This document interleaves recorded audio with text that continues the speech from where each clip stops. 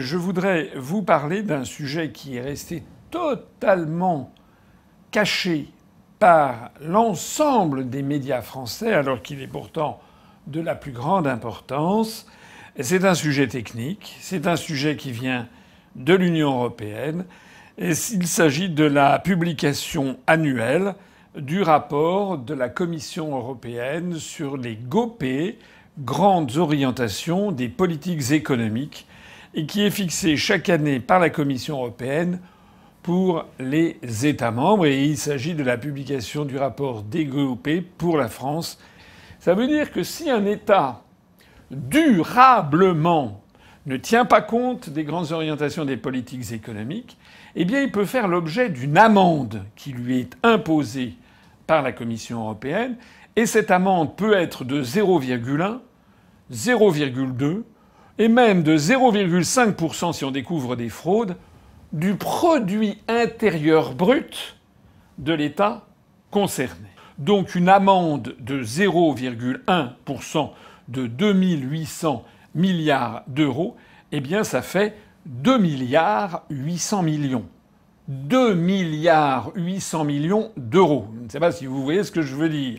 Et si, ça c'est pour 0,1% d'amende, mais dans le pire des cas, 0,5% d'amende, eh bien ça fait 14 milliards d'euros. C'est-à-dire que nous encourons une amende, si on découvre qu'il y a eu des fraudes en plus, de 14 milliards d'euros, c'est-à-dire supérieur, nettement supérieur, au déficit des retraites dont on nous bassine depuis des mois et des mois. Alors, première contrainte, le rapport nous dit qu'il faut réduire les aides publiques aux ménages et aux entreprises pour atténuer l'inflation énergétique. Il faut éliminer progressivement les mesures qui ont été prises. Ça veut dire quoi ? Ça veut dire que, compte tenu de l'inflation qui est apparue dans les pays de l'Union européenne, en particulier de la zone euro, et en particulier sur les produits énergétiques, sur le fioul, sur l'essence notamment, eh bien, la plupart des gouvernements, à commencer par le gouvernement français, ont pris des mesures pour atténuer le prix de l'essence en subventionnant une partie de ces produits. Subventionnés avec de l'argent public, c'est-à-dire avec l'argent des contribuables. Il faut bien voir qu'il n'y a pas de miracle. Donc si le prix de l'essence a été maintenu pas trop élevé, le prix du fioul, etc., même s'il y a eu une augmentation considérable des prix de l'électricité, s'il y a eu une tendance quand même à ne pas augmenter trop, c'est parce que le gouvernement a pris des mesures de subvention avec de l'argent public, c'est-à-dire avec l'argent des contribuables, c'est-à-dire en fait avec de l'endettement qui seront payés par nos descendants. Donc c'est très grave. S'endetter pour financer des frais de fonctionnement, vous savez, n'importe quel financier vous dira que c'est très malsain d'un point de vue financier et économique. Pour votre patrimoine personnel, je vous invite, si vous avez des emprunts à faire, de ne le faire que pour des biens à long terme. Par exemple, pour acheter un appartement, pour acheter une maison, pour acheter un terrain, pour acheter quelque chose ou une œuvre d'art, quelque chose qui ne vaudra toujours aussi cher, voire plus cher dans 20 ans, dans 30 ans. Ça, c'est un endettement. Là, j'ai pris pour un particulier, ça peut être aussi pour une entreprise, pour financer une ligne de production. Ça, c'est des choses productives. En revanche, vous ne devez pas vous endetter si c'est pour financer des frais de fonctionnement. Si c'est pour vous acheter, je sais pas quoi, des produits alimentaires, alors ça c'est très très très très mauvais, parce que vous allez consommer vos produits alimentaires ou même des produits semi-durables, comme je ne sais pas moi, un pantalon, une robe ou une paire de chaussures. Au bout d'un an, ça vaudra plus grand-chose, mais vous devrez payer. Donc si vous devez faire du crédit à la consommation, ce qui est très... Je sais bien que beaucoup sont quand même obligés de passer par là, mais il faut éviter le crédit à la consommation, surtout c'est souvent très cher, et parce que vous financez avec de l'endettement.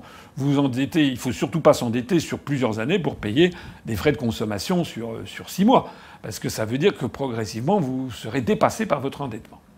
Alors, le rapport donc la première demande qui est faite, c'est d'arrêter cette subvention. Alors ce qui est extraordinaire, c'est que la Commission européenne n'explique pas comment gérer du point de vue social.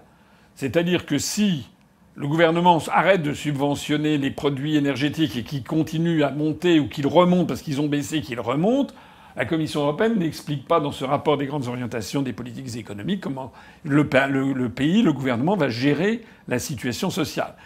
Dans ce rapport des grandes orientations des politiques économiques, par ailleurs, c'est une extraordinairement hypocrite et lâche parce qu'à aucun moment il n'est précisé que cette augmentation des prix de l'électricité découle directement de deux décisions délirantes des européistes.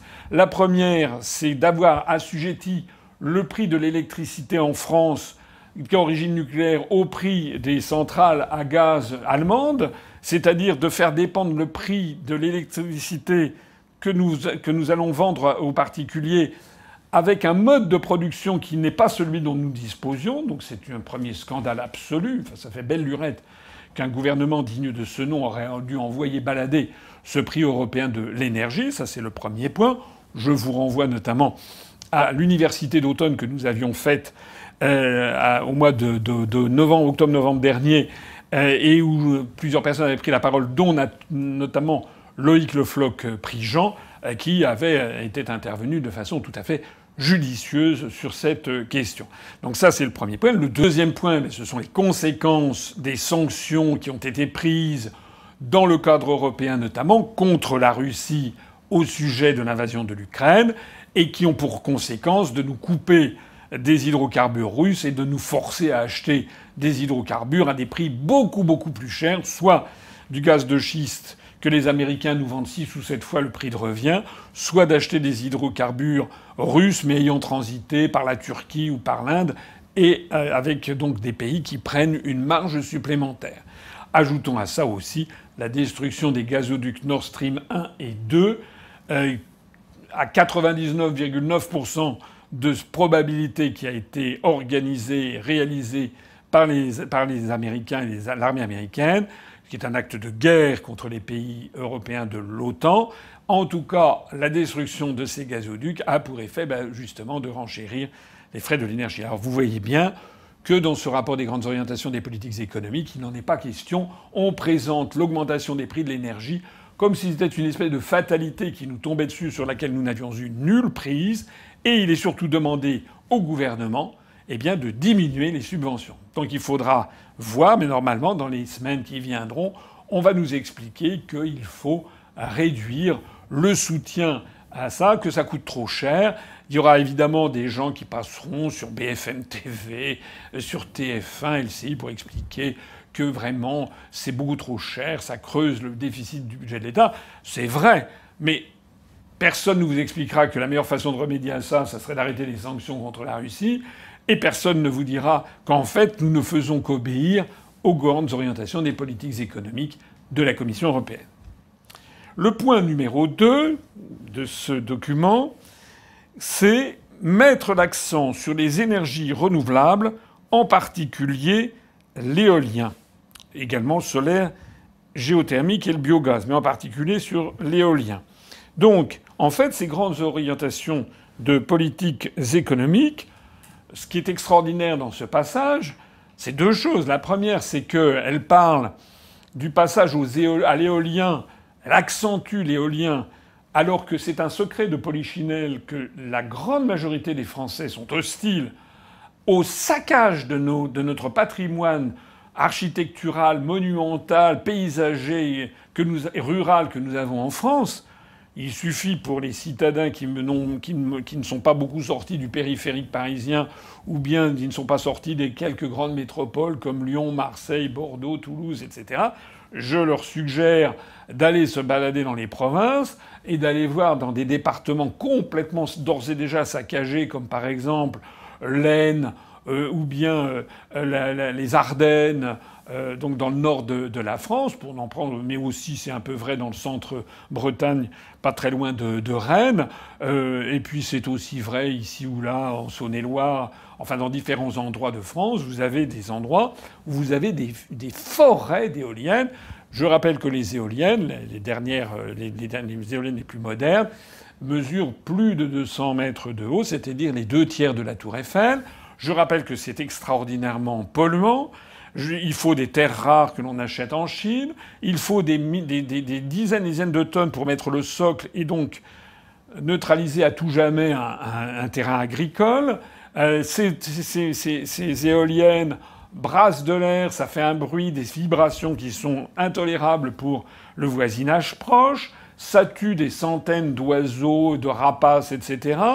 Et en plus de tout ça, le bilan énergétique de cette affaire est extraordinairement mauvais, puisque je crois qu'il faut une centaine d'éoliennes qui représentent simplement, dans le meilleur des cas, 5% de la production de l'énergie nucléaire de la centrale de Fessenheim que Macron avait fait fermer. Voilà.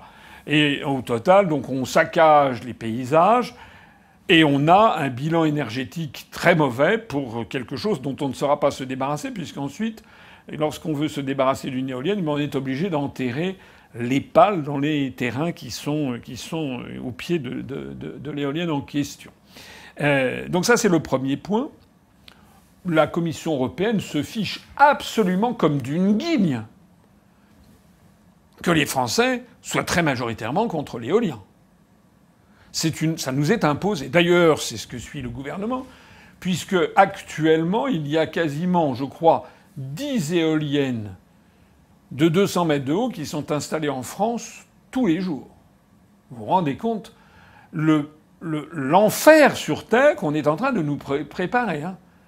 J'insiste là-dessus. Certains d'entre vous devraient, ceux qui doutent de ce que je dis, devraient aller voir ce qui se passe et comment on saccage des paysages entiers, sauf bien entendu à côté du Touquet, à côté de la maison de monsieur et madame Macron au bord de la mer, où là, le parc éolien qui était prévu en mer a été, comme par hasard, miraculeusement annulé. L'Élysée a fait savoir qu'il n'y était pour rien, bien sûr qu'il était pour rien.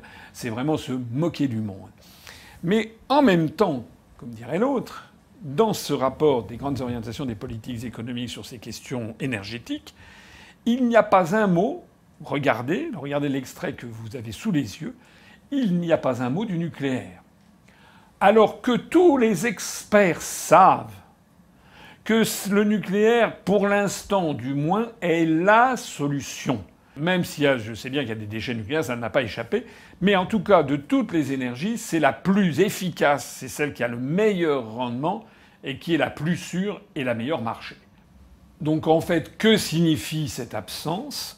Ça veut dire que c'est parfaitement idéologique, que c'est pas du tout fait par des techniciens, et ça veut dire surtout que la Commission européenne a donné satisfaction à l'Allemagne. L'Allemagne qui combat l'électricité nucléaire, qu'elle le combatte chez elle, grand bien lui fasse. Sauf qu'elle est en train de rouvrir des centrales à charbon extraordinairement polluantes, avec la bénédiction de ces faux culs que sont les Verts, les écolos allemands, qui trouvent tout à fait normal de remettre des centrales à limite qui sont extraordinairement polluantes, beaucoup plus polluantes que le nucléaire. Mais ce qui est très exceptionnellement grave, c'est que, vous le savez, l'Allemagne, depuis des années, s'est fixé comme objectif de détruire la filière électronucléaire française, parce que c'était un truc qui était formidable, qui marchait très très bien, et qui donnait à la France un avantage compétitif en matière énergétique considérable, alors que le gouvernement allemand, malheureusement, ne pouvait pas faire pareil du fait d'une opposition importante de la population allemande, toujours assez sensible aux questions de nature. Ça remonte à loin, et notamment au romantisme du XIXe siècle. Les Allemands sont plus tournés peut-être vers la nature structurellement, culturellement, civilisationnellement que les Français. En attendant, eh bien, le rapport d'Egopé 2023-2024 ne fait totalement l'impasse sur le nucléaire. Point numéro 3 de ce Egopé, eh bien, il est question de poursuivre les réformes. Regardez ce passage que vous avez sous les yeux. Il est question donc de mener une stratégie budgétaire à moyen terme d'assainissement progressif et durable, combinée à des investissements et à des réformes propices à une croissance durable plus forte, etc. Alors, si vous lisez ça, si vous êtes quelqu'un qui n'est pas averti, si vous êtes un particulier qui ne s'est pas beaucoup intéressé, vous lisez ça, ça vous paraît de bonne loi qu'on fait faire des réformes propices à une croissance durable, une croissance plus forte. Tout ça, c'est tout qui pourrait être contre, bien sûr. Sauf que c'est un texte totalement machiavélique. Il s'agit d'un texte de la langue de bois européiste, je le disais en préambule, et cette langue de bois, elle est codée. Quand on lit il faut poursuivre les réformes, ça veut dire derrière le détricotage de nos services publics, la démolition de nos entreprises publiques auxquelles les Français sont si attachés, la remise en cause de notre modèle social, la remise en cause de notre droit du travail. Tout ça est résumé ici sous ce mot codé. Pourquoi ? D'abord parce que ça a été déjà dit dans les GOPÉ antérieurs. Ça fait 6 ans, 7 ans, 8 ans que ça dure. Donc à chaque fois, c'est comme un salami. On ne peut pas démolir tout le droit du travail en une seule bouchée. Il faut le faire chaque année. Et donc chaque année, il va falloir que le gouvernement français, tel les bourgeois de Calais à la corde au cou, aille à la Commission européenne et aille expliquer, cette fois-ci, on a remis en cause, par exemple, la couverture sociale de telle ou telle catégorie de la population. Là, on remet en cause, par exemple, l'attribution du RSA d'une façon très particulière. Là, on demande... Voilà, ça, c'est typiquement le genre de réforme qu'il va falloir, dans votre dos, que nos dirigeants aillent expliquer à Bruxelles en disant, s'il vous plaît, donnez-nous votre accord pour ça, on fera mieux l'année prochaine. Et chaque année, on recommence. C'est ça que ça veut dire. C'est ça que ça veut dire très exactement. Donc il ne faut pas passer trop vite sur ce passage qui est un message codé. Le point numéro 4, c'est à peu près pareil. Le point numéro 4 dit que la Commission a publié le rapport par pays 2023 pour la France le 24 mai 2023, etc., etc. Elle a évalué les progrès accomplis par la France dans les suites données aux recommandations des pays pertinentes adoptées par le Conseil entre 2019 et 2022 et a dressé le bilan de la mise en œuvre par la France de son plan pour la reprise et la résilience sur la base de cette analyse, etc., etc. Donc, ça veut dire très exactement qu'il faut répondre aux exigences formulées dans les documents 2019 et de 2019 à 2022. Il les cite. Il les cite sans entrer dans le détail. Et pourquoi ? Parce que si vous allez notamment sur le rapport des GOPÉ de 2019, vous verrez qu'il est question de la réforme des retraites. Et donc là, c'est un mot codé, ça signifie pour les spécialistes, pour les hauts fonctionnaires, qui vont devoir ensuite se justifier, ils passeront devant la Commission européenne qui dira « Bon alors, en 2019, c'était les retraites, donc qu'est-ce que vous avez fait sur les retraites en 2023 et en 2024 ?» Mais comme c'est vicieux, c'est extrêmement vicieux et perfide, hypocrite, on ne mentionne pas le mot retraite parce que c'est évidemment explosif. La Commission européenne sait très bien ce qui se passe en France. Il y a d'ailleurs des fonctionnaires français à la Commission européenne et qui sont les premiers à dire il ne faut surtout pas parler du mot retraite. C'est un chiffon rouge.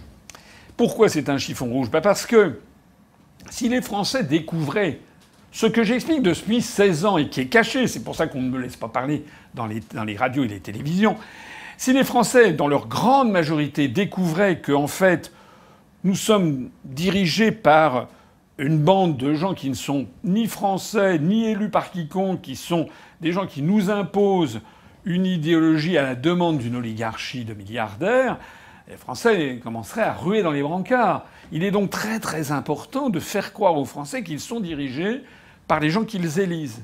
Vous avez vu, par exemple, M. Thierry Breton, qui a dit récemment que, contrairement à ce que l'on entendait, c'était absolument faux que la Commission européenne n'avait jamais demandé de réforme des retraites et que l'Europe ne demandait pas, n'était pas à l'origine de les réformes des retraites. Depuis des semaines, le climat social en France est tendu à cause de la réforme des retraites. Est-ce que le chef de l'État français fait cette réforme pour vous faire plaisir, pour faire plaisir à l'Europe ? Alors, je l'ai déjà dit et je le redis sans aucun détour, absolument pas. L'Europe ne demande rien. Et je le redis parce qu'effectivement, on entend ici ou là que c'est l'Europe qui demande de faire la réforme des retraites ici ou là. Si c'était le cas, on n'aurait pas une disparité des départs d'âge à la retraite en Europe. C'est à la main des États de décider ce qu'ils veulent faire. C'est un mensonge éhonté. Monsieur Thierry Breton est un menteur. Mais il est très important qu'il mente pour essayer de faire croire que l'Europe n'y serait pour rien. Il est d'ailleurs assez piquant, soit dit en passant, que c'est le même Thierry Breton qui ment aussi effrontément et qui part en guerre contre Twitter en disant que ce sont des fake news et qu'il va falloir fermer Twitter. Heureusement que Twitter est là pour permettre à des personnes comme moi de faire connaître leurs analyses. Alors bien sûr, il y a des quantités de choses sur Twitter. Il y a des gens qui me disent qu'il y a des fake news sur Twitter et sur les grands médias. Lorsque les grands médias donnent la parole à M. Thierry Breton, qui a le culot de dire que la construction européenne, que l'Union européenne ne serait pour rien dans la réforme des retraites, et qu'il peut le dire sans aucune contradiction, et en plus de ça au journal de 20 heures, eh ben c'est encore pas assez. Il faudrait empêcher Asselineau, la toute petite possibilité qu'il a de faire connaître la vérité, c'est Twitter, il faudrait l'empêcher aussi de s'exprimer sur Twitter. Il s'agit en fait d'un fascisme totalitaire qui s'est imposé, qui veut s'imposer sur la France pour en fait détruire notre pays au profit d'une oligarchie de milliardaires. J'ai d'ailleurs noté aujourd'hui même que Madame Ségolène Royal elle-même est intervenue à la radio et à la télé pour dire que c'est bien l'Europe qui demandait la réforme des retraites. Dans le petit Landerneau, tout le monde le sait. Et vu, la réforme des retraites a été imposée par l'Europe ? Bien sûr, puisqu'il s'agit de lutter contre les déficits. Nous n'avons pas de la défense publique. Souveraineté, d'indépendance sur ce sujet pour décider de notre politique. Vous avez été au gouvernement, vous en avez vu passer des réformes. Mais justement, c'était un signal. Donc vous aussi, vous vous êtes fait imposer par Bruxelles des réformes. Bien sûr, et parfois à tort, bien évidemment. Moi, je vous explique, si vous avez des gens autour de vous qui vous disent « mais non, c'est du complotisme ». Non, c'est pas du complotisme. Complotisme, encore un mot qui a été inventé pour empêcher tout débat et pour empêcher les gens de se renseigner. Avec ma vidéo, elle est longue, elle est un petit peu complexe, mais elle est très précise. Vous pourrez dire autour de vous que, eh bien voilà, tu ne me crois pas, regarde la vidéo d'Asselineau et puis les gens comprendront peut-être ce qui se passe. Le point numéro 5 que l'on peut trouver dans ces gopés, c'est qu'il est question de l'Ukraine. Il y est question au détour d'une phrase, vous l'avez là, je vous le présente, cet extrait. Il est mentionné « Alors que l'UE se tient résolument aux côtés de l'Ukraine, sa politique économique et sociale est axée sur l'atténuation des effets négatifs des chocs énergétiques à court terme. » Alors, c'est très très important. Parce que ça veut dire que, contrairement à son intitulé, le rapport sur les grandes orientations des politiques économiques, ce document ne se limite pas à la simple politique économique. Il est précisé qu'il y a un soutien résolu à l'Ukraine. Donc, même si la formulation est présentée plus comme un constat que comme une obligation, quand on met alors que l'Union européenne se tient résolument derrière l'Ukraine, ça veut dire que les États membres de l'Union européenne sont invités, en tout cas la France est invitée à faire comme les autres, ce que d'ailleurs elle fait. Donc on voit que ce rapport des grandes orientations des politiques économiques n'est pas seulement économique, il est également militaire, géopolitique, diplomatique, un alignement complet sur les intérêts américains. Et je rappelle que ce rapport nous tombe comme ça, pondu par des fonctionnaires non élus et qui sont très majoritairement non français.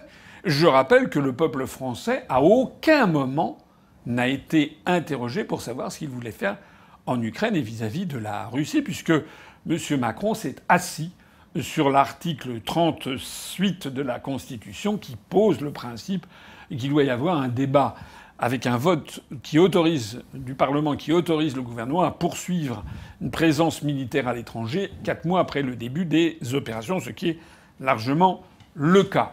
Donc on voit ici quelque chose qui est tout à fait dramatique, c'est que ce rapport des Gopé va au-delà de la politique économique. Il s'occupe également de la géopolitique. Il profite donc il mentionne, là pour le coup, tout à l'heure je disais qu'il ne le mentionnait pas, là il le mentionne. Il mentionne l'impact de la guerre en Ukraine. Il mentionne l'impact de la guerre en Ukraine. Il ne mentionne pas l'impact des sanctions prises par l'Union européenne. Il mentionne l'impact de la guerre en Ukraine sur les questions notamment énergétiques, mais à aucun moment, je l'ai dit tout à l'heure, il ne précise que cet impact n'existe que parce que l'Union européenne nous l'a imposé, et derrière elle les États-Unis, et à aucun moment il n'est question de l'explosion des gazoducs Nord Stream, je le disais tout à l'heure. Enfin, le point numéro 6. Le point numéro 6, il rappelle que les grandes orientations des politiques économiques doivent être appliquées par les dirigeants français, puisque ce document s'applique tout spécialement à la France. Et il invoque cette fois-ci quelque chose qui va au-delà de ce que je disais en préambule de cette vidéo. Je vous disais tout à l'heure qu'il y avait, si on ne respectait pas les grandes orientations des politiques, si un gouvernement ne les mettait pas en œuvre, eh bien, il serait obligé les autres pays pourraient faire une mise en garde, un avertissement aux pays concernés. Et puis, je vous ai expliqué qu'avec le phénomène dit de six-pack, éventuellement, on pouvait avoir une amende qui, aujourd'hui, irait de 2,8 milliards à 14 milliards d'euros si on ne respectait pas dans l'année, chaque année, les orientations des politiques économiques. Mais là, il évoque un autre sujet pour nous forcer à mettre en œuvre ces grandes orientations des politiques économiques. Donc cette fois-ci, il touche un troisième argument monétaire, comme le deuxième d'ailleurs. Il précise que si le gouvernement français n'appliquait pas les grandes orientations des politiques économiques qui sont édictées, c'est-à-dire continuer à faire la réforme des retraites, continuer la démolition des services publics, du droit du travail, mettre des éoliennes absolument partout, baisser les subventions sur les prix de l'énergie, etc.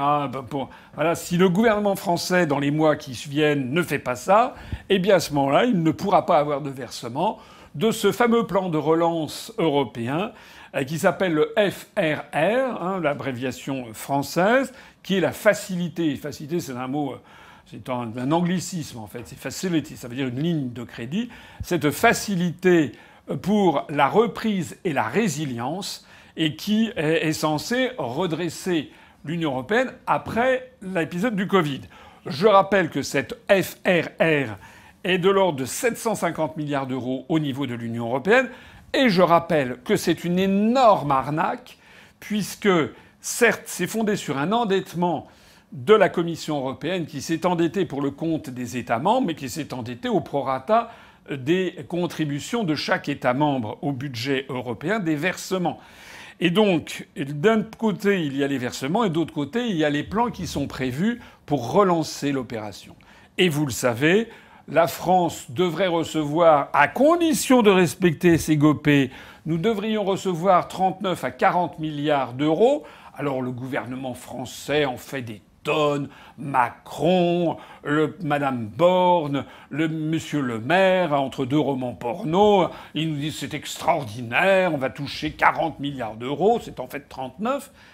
Mais ce qu'ils oublient de dire, c'est ce que ça va nous coûter. J'ai déjà eu l'occasion de le dire, mais je le répète ici. La France participe à l'endettement, puisque c'est elle qui est fait à l'intérieur de la Commission européenne, pour environ 78 milliards d'euros.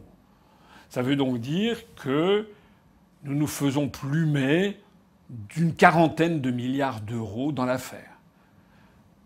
Voilà. Pour faire croire que l'Europe marche bien. Je rappelle que ça fait depuis le mois de janvier, depuis le 19 janvier, c'est-à-dire depuis plus de 5 mois maintenant que la France est dans un chaos politique, qui est un pays ingouvernable, parce que le gouvernement français veut imposer une réforme des retraites, parce qu'il faudrait économiser à peu près 10 milliards d'euros par an. En revanche, le fait que Macron ait délibérément accepté ce mécanisme qui va nous coûter aux générations futures 40 milliards d'euros pour n'en toucher qu'à peu près la même chose, 39 milliards. Donc on s'endette de 79 et on reçoit 39. Voilà. Et non seulement on se fait piquer 40 milliards, mais en plus, comme je viens de vous l'expliquer, c'est d'ailleurs le schéma de fonctionnement de toutes les subventions européennes, en plus de ça, on nous impose un changement de politique, on nous impose de respecter les GOPÉ. Alors il est temps de conclure. Je sais que tout ça est assez compliqué. Bon, enfin j'essaie de le rendre le plus simple possible. J'espère que vous en conviendrez. J'essaie de rendre attractif, compréhensible par le plus grand nombre ces sujets qui sont compliqués mais qui sont d'une extrême importance.